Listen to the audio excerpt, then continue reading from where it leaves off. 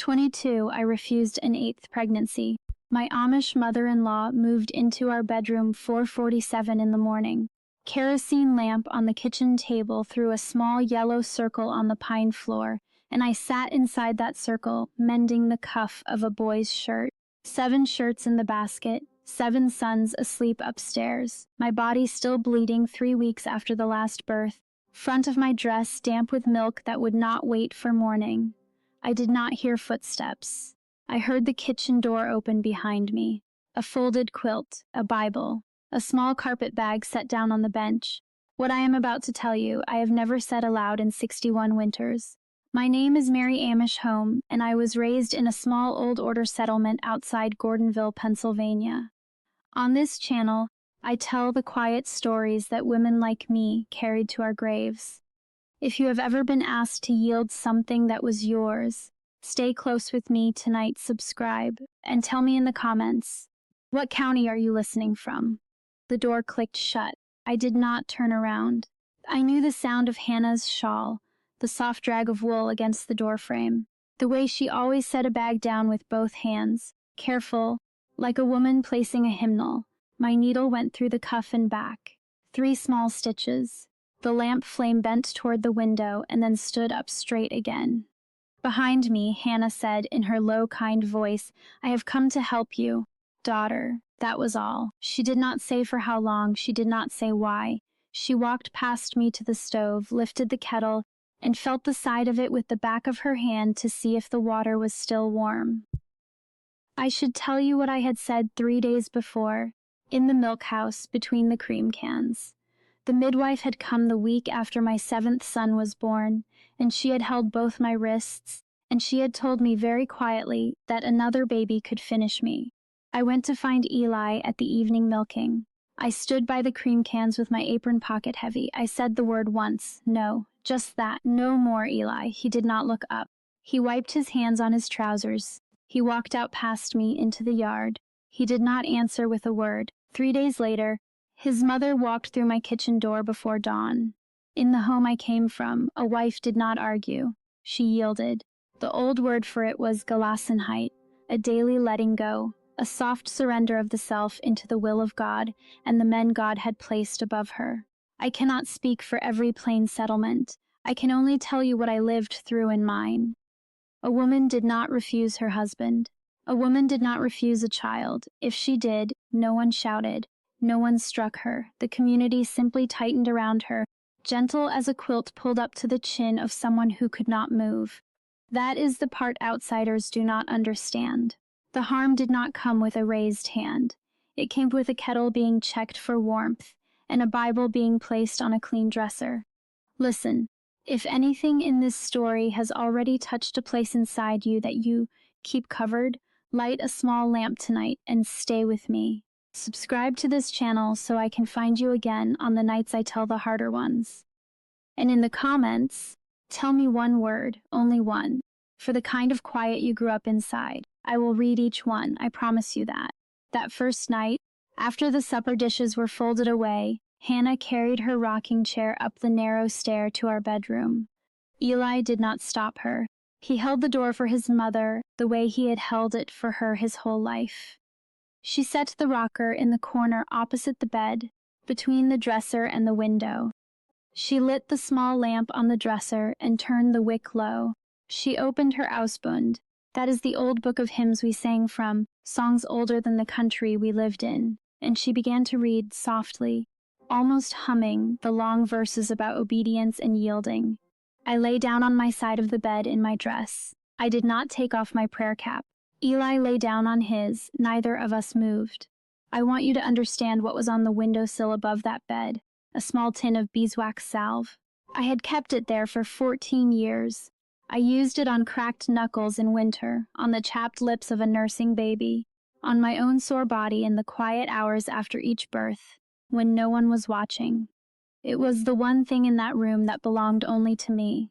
I had carried that tin in my apron pocket the night I went to the milk house to say no.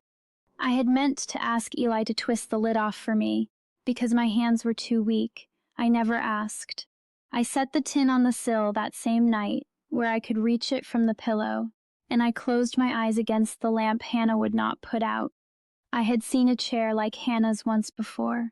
12 winters earlier, in the front bedroom of Eli's older brother. His wife was Verna, a tall woman with quiet hands and a laugh she kept low in her throat.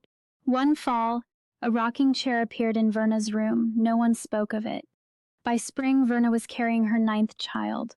By the winter after that, she lay in the church plot beside a small stone with no first name carved on it, only the year. I had walked past that stone many times. I had not understood. I did not understand the chair either, not then. I understand it now. That is the cost of understanding a thing too late. I began to count the nights in odd numbers, the way my grandmother had taught me to count the rows of a quilt. Night 3, night 9, night 17. Eli stopped reaching for my hand under the quilt. Then he stopped reaching for the lamp. Then he stopped reaching for anything at all. Hannah read every night in the same low voice, and the lamp on the dresser stayed lit until the first gray came into the window. On the morning of night 23, I woke before either of them. I reached up the way I had reached up every morning for 14 years for the small tin on the windowsill above the bed. My fingers closed on bare wood. The sill was empty. I did not turn my head yet. I lay very still and I listened to Hannah breathing in the corner. I turned my head, slow, the way you turn toward a sound you already know the meaning of. The tin sat on the dresser on the far side of the room, beside Hannah's rocker. She was already awake.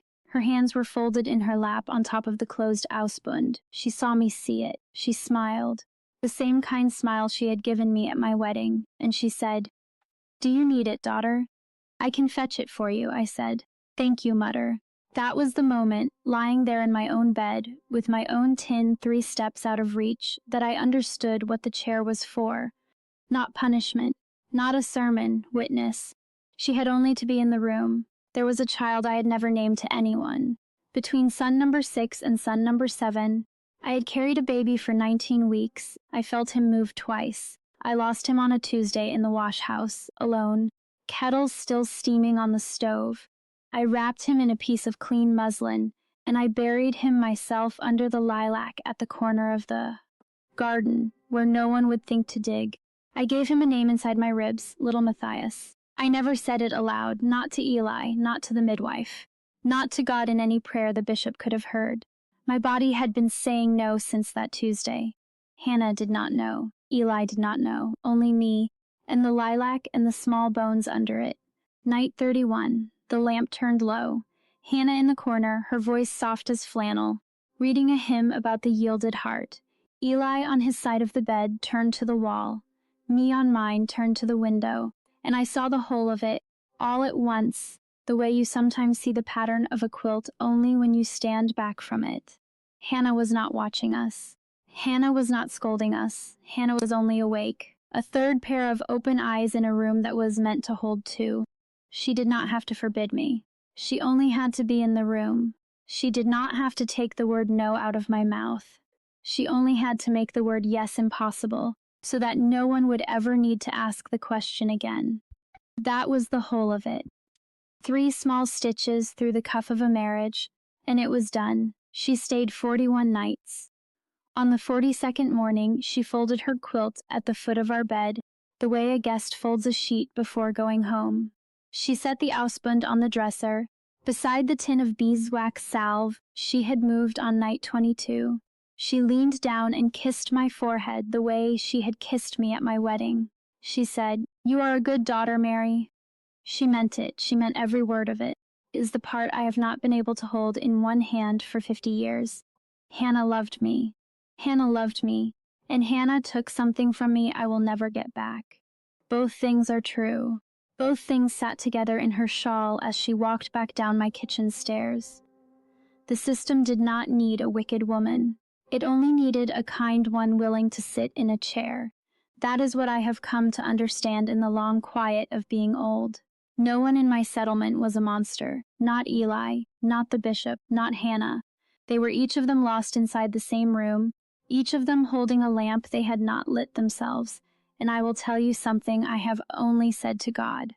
Years later, When my second son's wife went tight and pale after her fourth baby, I sat one evening in the chair by their wood stove. I sat there for a long time. I did not carry a quilt up their stairs. I did not. But I understood that night why Hannah's hands had shaken on the spine of her Ausbund. She had been afraid of me the way I was afraid of my son's wife. Afraid of what a woman becomes when she finally says no. If you are listening tonight, tell me something in the comments. Not the loud harm, not the thing anyone would call cruel. Tell me the smallest thing someone once did to you that you could not even now quite name as harm. The chair they pulled up, door they left open, the kindness that closed a window. I will read everyone. I promise you that. I will sit with each of you the way I wish someone had sat with me on night 23, when I reached for a tin and found bare wood. There was no eighth child. I want you to know that plainly. Not because of Hannah, not because of the chair. My body had already closed its own door, Tuesday under the lilac, months before Hannah ever walked through my kitchen at 4:47 in the morning. The chair, in the end, was only standing guard over a room that was already empty. That is the small mercy I carry, and it is also the deepest grief that all of it, 41 nights, the low lamp, the hymns about yielding, the tin moved 3 steps out of reach. All of it was guarding a no my body had already spoken without me. If you are listening tonight, and somewhere in your life a person you loved once sat quietly in the corner of a room that supposed to be yours, hear me. You are not ungrateful for remembering it. You are not unfaithful for naming it now in the dark to a stranger. You are only at last awake. The kindness was real, the harm was real. You are allowed to carry both in the same hand, the way I have carried Hannah's kiss on my forehead for 50 years, beside the empty windowsill of that one cold morning. I still mend shirts before dawn, 7 sons, grown men now, with sons of their own, and on the windowsill above my bed, still a small tin of beeswax salve, and no one in this world moves it but me.